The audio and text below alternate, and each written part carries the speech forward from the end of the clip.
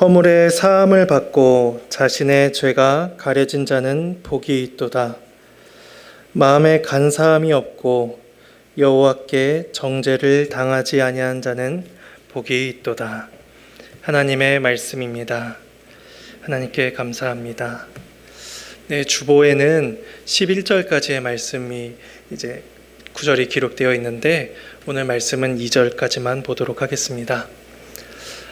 연초여서 그런지 우리가 서로 복 많이 받으세요라는 말을 자주 들을 수 있는 때인 것 같습니다. 남녀노소 또한 종교에 관계없이 누구나 하는 인사입니다. 참 반갑고 또 감사한 인사인 것 같습니다. 모든 사람들은 서로 복 받기를 바라며 기원해 줍니다. 그런데 사람들이 받기를 바라는 그러한 복은 저마다 다를 것입니다. 왜냐하면 각자가 처해 있는 상황과 그런 필요가 다르기 때문입니다. 근데 오늘 본문은 세상 모든 사람들이 받아야 할 그러한 복에 대해서 말씀해 주고 있습니다. 오늘 본문이 말씀하고 있는 이 복을 받지 않고도 나는 복된 사람이다 라고 말할 수 있는 사람은 그 어느 누구도 없을 것입니다. 만일 그런 사람이 있다면 그런 사람은 그 자신을 속이고 있는 것일 것입니다. 우리 성경을 보면은 복이 있도다라는 말이 1절과 2절에 제일 뒤에 나와 있습니다. 그런데 히브리어 성경은 이 말을 제일 먼저 선언을 하면서 시작을 합니다. 그래서 1절 말씀을 다시 읽어보면 이렇게 볼 수가 있습니다. 복 있도다. 허물의 사함을 얻고 그 죄의 가리움을 받은 자요. 또한 2절 또한 복 있도다. 마음에 간사함이 없고 여호와께 정죄를 당하지 아니한 자요 라고 이렇게 읽을 수 있는 것입니다. 다윗은 복 있도다. 복 있는 자요 라는 이 선언을 던짐으로 모든 사람의 시선과 생각을 모읍니다. 사람들은 다윗이 지금 마치 경탄하듯이 복이 있도다라는 이 외침 뒤에 특별한 무언가를 기대할지 모릅니다. 왜냐하면 다윗은 하나님과 특별한 깊은 교제를 누린 사람이었고 또한 외적으로는 한 나라의 왕으로서 많은 것을 누리고 경험한 사람이었기 때문입니다.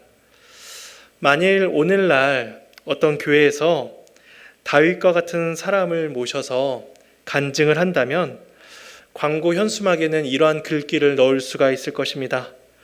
목자에서 한 나라의 왕이 되기까지 다윗 왕이 말하는 복의 비결이라는 현수막을 달아놨다면 수많은 사람들이 그 다윗이 말하는 복의 비결을 얻기 위해서 기대하며 올 것입니다. 사람들은 다윗의 성공 스토리나 그 방법을 얻으려 할 것입니다. 그런데 오늘 본문에서 다윗이 이야기하는 복은 많은 사람들이 기대하는 복과는 전혀 다른 복입니다.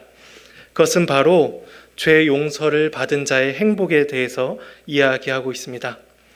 허물의 사함을 받고 정죄를 당하지 않는 것, 그것이 바로 복 있는 자다라고 다윗은 이야기하고 있습니다. 이런 점에서 오늘 다윗의 시는 마치 복음의 선언과 같은 것입니다. 다윗은 죄가 없는 사람을 복 있다라고 이야기하지 않습니다. 또한 죄를 적게 짓는 사람을 복되다라고 말하지도 않습니다. 다윗은 죄로 인해 타락한 인류가 누려야 하는 필수적이며 또한 최고의 복은 죄 용서에 있다는 사실을 깊이 있게 인식한 사람입니다. 다윗은 죄 용서를 계속해서 강조합니다. 칼빈은 다윗의 이러한 강조에 대해서 두 가지로 우리에게 설명을 해주고 있습니다. 다윗이 이렇게 죄 용서를 강조한 까닭은 첫 번째로 잠들어 있는 사람들을 일깨워서 무관심한 자들을 깊이 생각하도록 그들에게 생기를 주어 우둔한 자들로 소생시키기 위함이라는 것입니다. 또 하나는 두려움과 염려에 휩싸인 사람들에게 확고하여 흔들리지 않는 확신으로 평온을 되찾게 하기 위함이다라는 것입니다. 칼빈의 설명처럼 시편 32편에 나온 다윗의 고백이 우리들의 잠들어 있는 심령을 깨우고 또 한편으로 두려움과 염려로 흔들리는 우리에게 참된 확신을 줄 수 있기를 간절히 소망합니다. 1절에서 다윗은 허물과 죄라는 두 가지 표현을 통해서 인간이 거룩하신 하나님께 합당하지 못한 존재라는 것을 우리에게 가르쳐 주고 있습니다. 먼저 허물이라는 이 단어는 마치 신하가 자신의 왕에게 반란을 도모하고 있는 듯한 그러한 뜻을 가지고 있는 용어입니다. 예나 지금이나 국가의 최고 권력자에 대한 반란은 가장 무거운 형벌이 내려집니다. 그래서 사형과 같은 형벌이 내려지죠. 근데 하물며 사람과 사람 사이에 있는 그러한 형벌도 그렇게 무겁게 주어지는데 피조물인 인간이 창조주이신 하나님의 권위를 인정하지 않고 그 말씀에 순종하지 않는다는 것은 우리 스스로 영원한 심판을 받기에 마땅한 자라는 것을 우리 스스로 증거하고 있는 것과 마찬가지입니다. 그런데도 사람들은 자신들의 이 허물을 너무나 가볍게 여기고 있습니다. 사람들은 자신의 권위에 도전하는 그러한 도전들은 도저히 용납할 수 없는 것처럼 마음에 분해하지만 정작 자신이 하나님께 짓고 있는 그런 허물은 그다지 중요하게 여기질 않습니다. 그래서 인류는 끊임없이 쉬지 않고 반란을 도모하고 있는 반역자들과 같은 자들입니다. 매일같이 자신들의 뜻대로 자신이 원하는 삶을 살고자 우리 모두는 고민하며 살아갑니다. 이것이 우리가 하나님께 가진 첫 번째 허물인 것입니다. 둘째로 다윗은 1절에서 죄라는 표현을 사용하고 있습니다. 이때 죄라는 것은 어떠한 표적에서 빗나가는 것을 뜻하는 용어입니다. 하나님께서는 인간이 마땅히 행해야 될 삶의 기준과 규범을 정해 주셨습니다. 인간은 자신의 자율성을 최대한 활용하며 자유롭게 하나님께서 명하신 그 명령에 합당하게 행할 수 있는 자로 만들어진 자들입니다. 그래서 창세기에 보면 하나님께서 에덴 동산을 만드시고 모든 것을 보시기에 좋았다라고 말씀을 하십니다.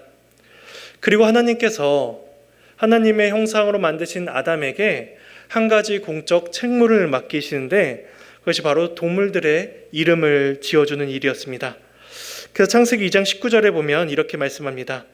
여호와 하나님이 흙으로 각종 들짐승과 공중의 각종 새를 지으시고 아담이 무엇이라고 부르나 보시려고 그것들을 그에게로 이끌어 가시니 아담이 각 생물을 부르는 것이 곧 그의 이름이 되었더라.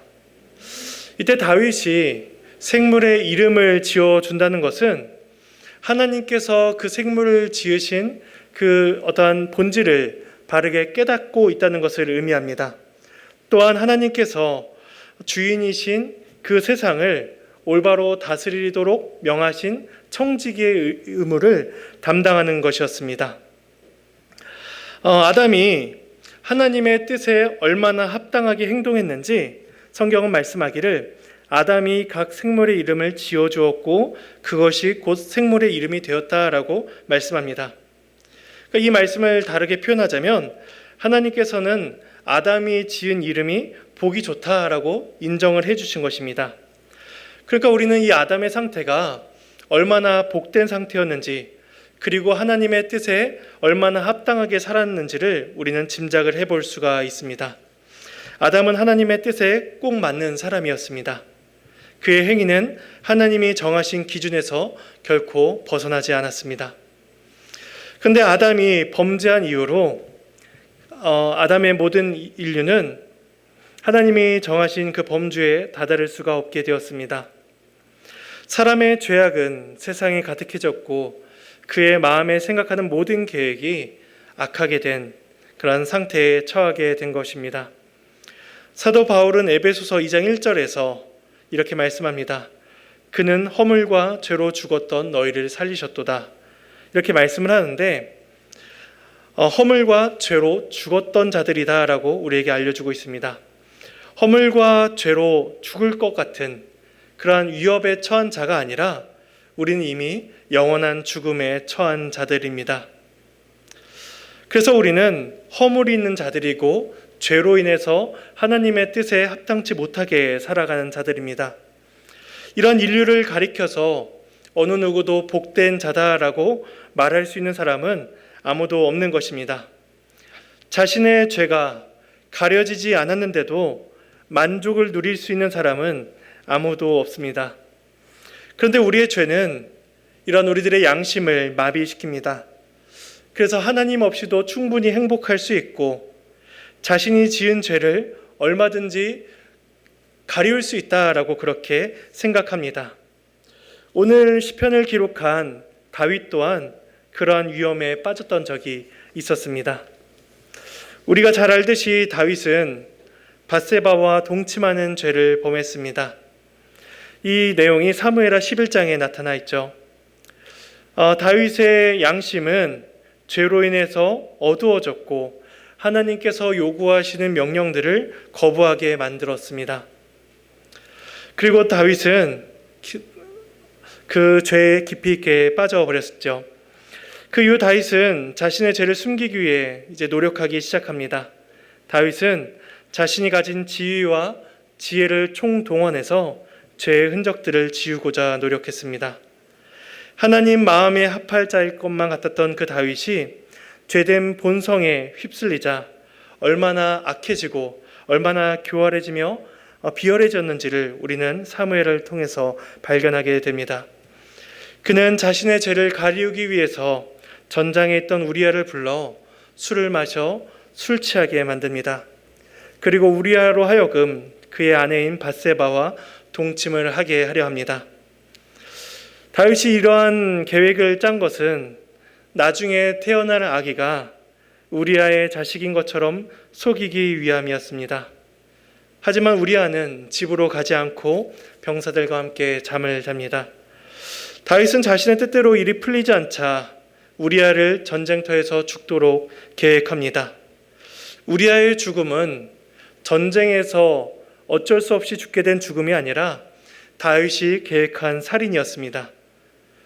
사람들은 죄를 지으면 자신의 죄가 드러날까 두려워하곤 하는데 다윗은 전혀 양심의 가책을 느끼지 않는 것처럼 보입니다. 그래서 우리아의 죽음을 전하는 그 사신에게 이렇게 말씀합니다. 칼은 이 사람이나 저 사람이나 삼키느니라. 두려워하지 말고 앞서서 싸우라 라는 식으로 이렇게 이야기합니다. 그래서 우리아를 죽게 한 다윗은 마치 완전한 범죄에 성공한 것처럼 보입니다. 다윗은 자신이 얼마나 큰 죄악을 행하고 있는지 그때까지도 깨닫지 못하고 있었습니다. 모든 일이 자신의 계획대로 순탄하게 해결이 되었고 어느 누구도 다윗의 죄악을 눈치채지 못할 정도로 그는 자신의 죄악을 잘 가리었다라고 생각했습니다. 그리고 죄로 인해 양심이 어두워진 다윗은 나단 선지자가 와서 그의 죄악을 밝히 드러내 보였을 그때에도 그 이야기가 자신을 가리키고 있다는 것을 전혀 깨닫지 못했습니다. 그는 나단 선지자의 이야기를 들으며 오히려 불같이 화를 냅니다. 그런 사람은 죽어 마땅하다라고 그렇게 정죄의 선언을 내립니다.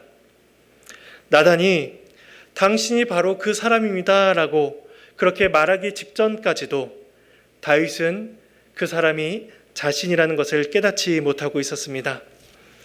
이처럼 우리들의 죄악된 본성은 우리들의 생각을 왜곡시키고 우리들의 양심을 마비시킵니다. 죄는 우리로 하여금 이 정도면 괜찮다라는 생각을 갖게 합니다. 이 정도라면 누구나 지을 수 있는 죄이고 이 정도라면 내 스스로 잘 해결했다라고 그렇게 생각하게 만듭니다. 그리스도를 알지 못하는 사람들은 그래서 자신이 죄인이라는 것을 인정하지 않습니다. 혹 자신이 어떠한 죄를 지었다 하더라도 그 죄는 다른 사람들이 알지 못할 정도로 잘 감추고 생활한다라고 그렇게 자기 자신을 설득시킵니다.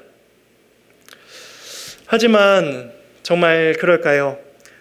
다윗의 완벽한 범죄의 스토리는 사무엘 하에서 이렇게 마무리가 됩니다. 다윗이 행한 그 일이 여호와 보시기에 악하였더라. 다윗은 자신의 범죄를 잘 감춘 것처럼 느꼈습니다. 그런데 그때 하나님께서는 다윗의 모든 죄악들을 바라보고 계셨습니다. 그리고 하나님은 나단 선지자를 통해서 다윗이 철저히 가리었다라고 생각한 그 모든 허물과 죄들을 드러내 보이도록 하셨습니다. 2절 말씀입니다. 마음에 간사함이 없고 여호와께 정죄를 당하지 아니한 자는 복이 있도다. 나단 선지자의 그 정죄의 선언을 들은 그 다윗이 하나님께 회개하며 또한 2절 말씀에 이렇게 고백을 하는 것입니다. 이때 간사함이라는 것은 속이는 마음, 정직하지 못한 태도를 뜻합니다. 만일에 어떤 피의자가 세상 법정에서 죄의 형벌을 적게 받을 수 있는 방법이 있다면 그것은 자신이 얼마나 적은 죄를 지었는지를 증거해내면 됩니다. 그래서 그 사람이 실제로 많은 죄를 지었다라는 사실과 그 사람의 죄가 얼마나 드러났는가 하는 것은 다른 문제입니다. 그래서 이 사람이 10가지의 범죄를 저질렀다라는 것과 아무리 10가지의 죄를 저질렀더라도 그 사람의 죄가 2가지밖에 증명이 되지 않는다면 그 사람의 형벌은 2가지 죄에 따른 형벌로서 주어질 것입니다. 그래서 세상 법정에서 사람들은 자신의 죄들을 최대한 숨기려 합니다. 그리고 불리한 증언은 하지 않고 감추려 하죠. 그런데 하나님께서는 우리들의 간사함을 다 밝히 드러내도록 하십니다. 그래서 하나님은 죄인으로 하여금 그 죄를 정직하고 진실하게 고백하게 하십니다. 그래서 하나님은 다윗이 감추어놨던 모든 죄악들을 하나님 앞에 하나씩 꺼내두도록 하십니다. 그래서 다윗은 간음과 살인과 탐욕의 죄악들을 하나씩 꺼내둡니다. 다윗이 그런 죄악들을 하나씩 꺼내둘 때에 율법의 정죄는 그를 옥죄며 짓누를 것처럼 그에게 다가왔을 것입니다. 근데 그때 하나님은 그러한 다윗을 향하여 놀라운 선언을 주고 계십니다. 사무엘하 12장 13절 말씀입니다.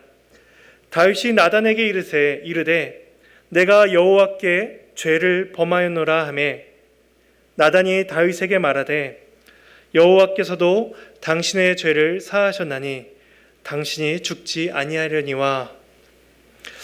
하나님께서는 그 자신의 모든 죄악들을 꺼내놓는 그 다윗에게 죄 용서의 선언을 주십니다. 이것이 하나님께서 우리의 죄와 허물을 용서하시는 한 가지 방편인 것입니다.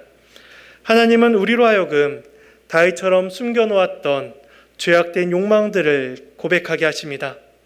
이러한 과정들을 통하여서 하나님은 우리가 얼마나 큰 죄인인지를 깨닫게 하시며 우리가 하나님의 긍휼이 없이는 결단코 살아갈 수 없는 자들이라는 것을 다시금 깨닫게 하십니다. 하나님이 우리의 죄를 용서하지 아니하시면 우리는 죽을 수밖에 없는 자들입니다.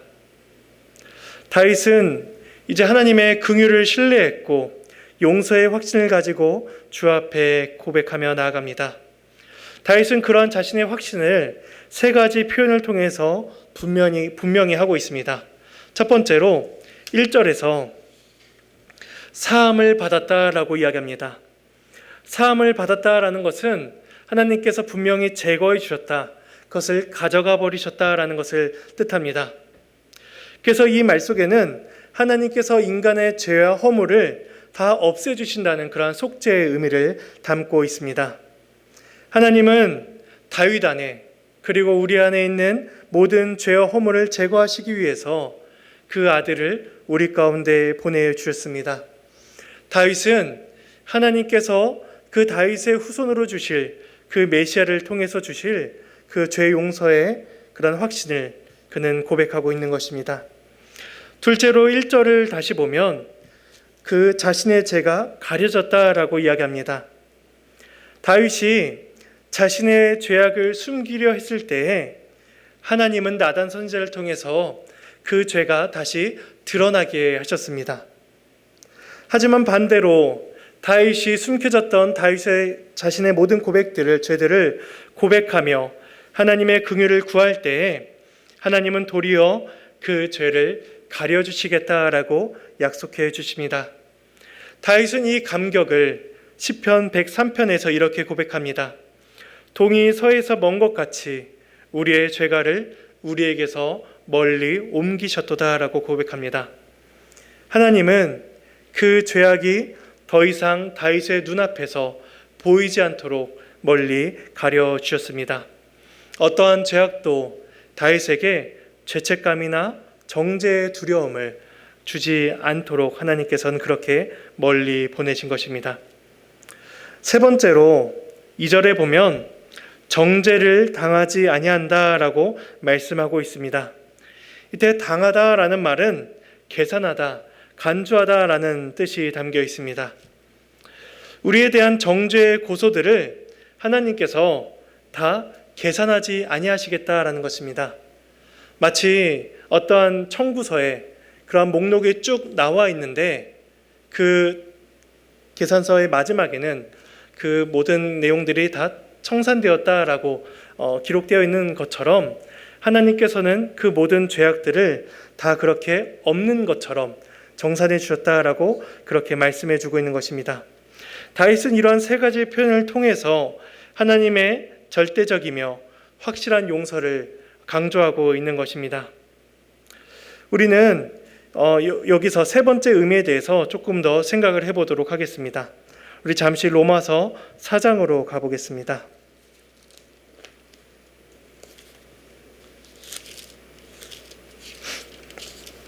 로마서 4장 신약성경 243페이지입니다.